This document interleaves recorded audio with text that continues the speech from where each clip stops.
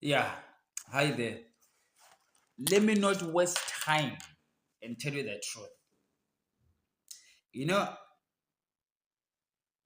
debt is what is gonna grow an economy. Debt is what is gonna grow the Zimbabwean economy. You don't grow an economy by paying off your debt. In fact, you grow your economy by increasing your debt. Look at the American debt ceiling. Have you noticed that the Americans every year they are always arguing about the debt ceiling? And they make a huge friends. Sometimes they close the government for 3 or 4 days. They make it like, oh, America is about to default. The world is gonna come to an end. It's an act. They know what they're gonna do. They're just gonna increase the debt ceiling. Do you know why? Because it absolutely means nothing. Okay. The as long as you manage certain economic fundamentals, that American debt, which is 31.4 trillion, can go to 100 trillion. The American economy will still be the same. You understand? What is going to change is that price levels is called inflation. There's going to be inflation because at the end of it all, what really matters is income distribution. Is a percentage of your wealth, the percentage of your wealth to everybody else's wealth. That's what really changes. Inflation, whether it's inflation, deflation, increase of money supply, decrease of money supply, all of those things are just fancy things just to explain a simple concept: wealth distribution. That's all that matters, wealth distribution. You understand?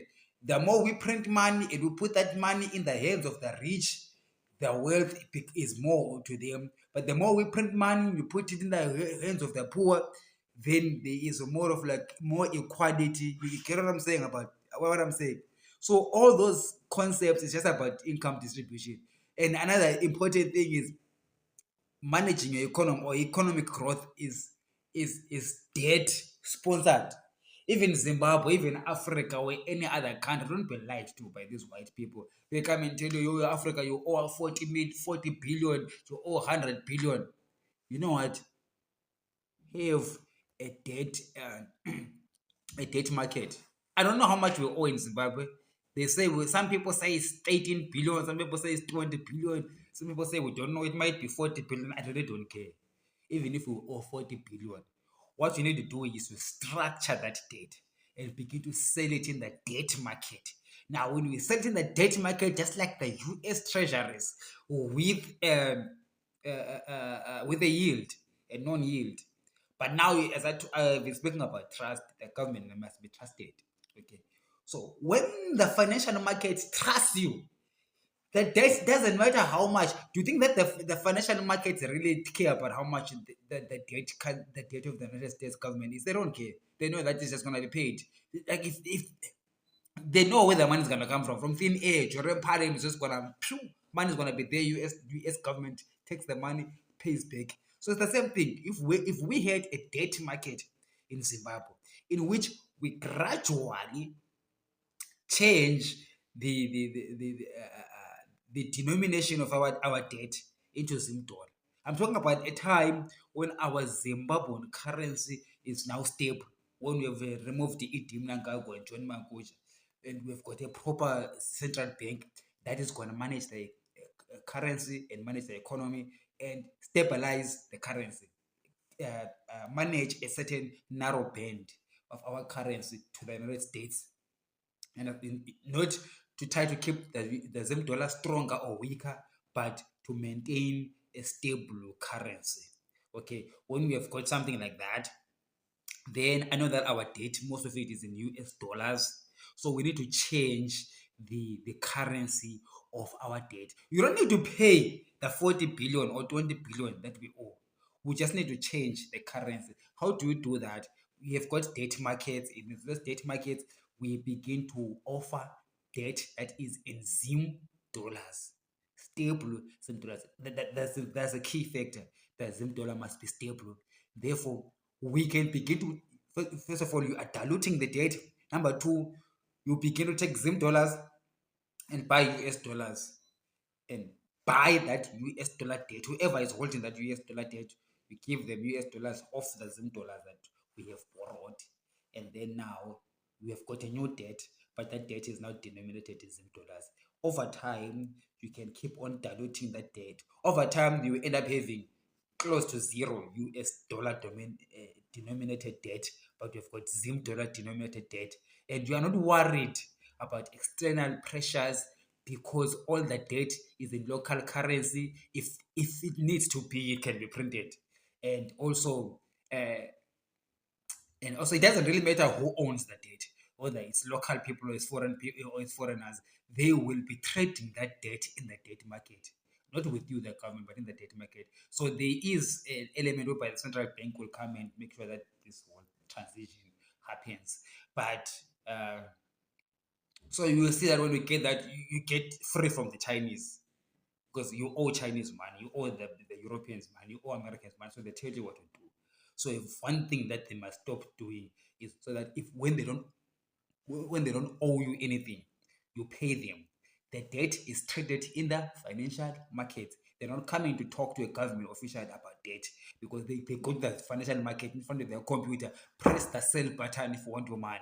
Someone's gonna buy your debt. Press the buy button if you want to, or if you want to invest in the Zimbabwean bond market. So we create that kind of a bond market. But that kind of a bond market has to work if we've got the government and that works, that understands in sorrow.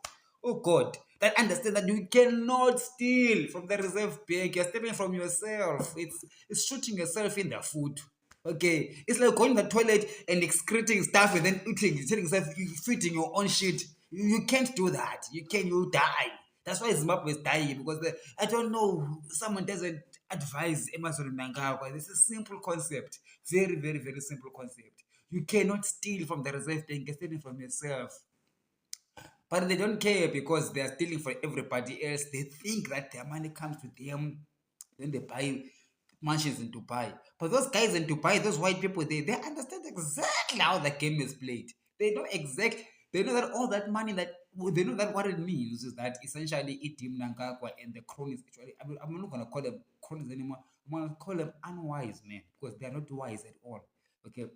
These unwise men in Harare, they actually actively participate in having foreigners, the Chinese and the Russians, stealing the wealth of the rest of our wealth. But then they do not know that. They think that they are clever because they also get some money, they want to get mansions. Sanctions can be put upon you, whether by the West or even by the East. China can put sanctions on you. Russia can put sanctions on you. They can even come with a gun on the head and say, we're going to expose you if you don't do this and that now. Then you'll be forced to sell the country even further. So these guys in Harare who are unwise, but they thought that they were wise, but I'm seeing they are not wise at all. They're not really wise at all. We need to get rid of Emerson Mnangagwa, not because we hate him, because we say, but he's unwise. And Chiwenga, they are unwise. Okay, they are not wise at all. They need to understand you cannot touch the central bank. You can't. That's what you must protect. That's number one. That's the only.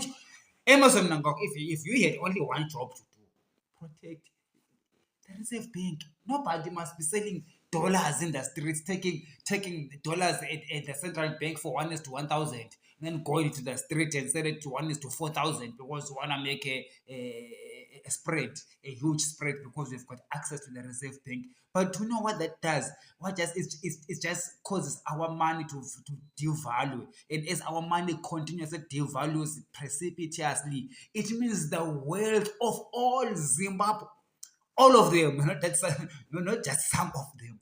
The wealth of all Zimbabweans is eroded by that. Holy is the Lord. Come on, how do you people there? Haibo, my daughter. Haibo! Haibo! Good night.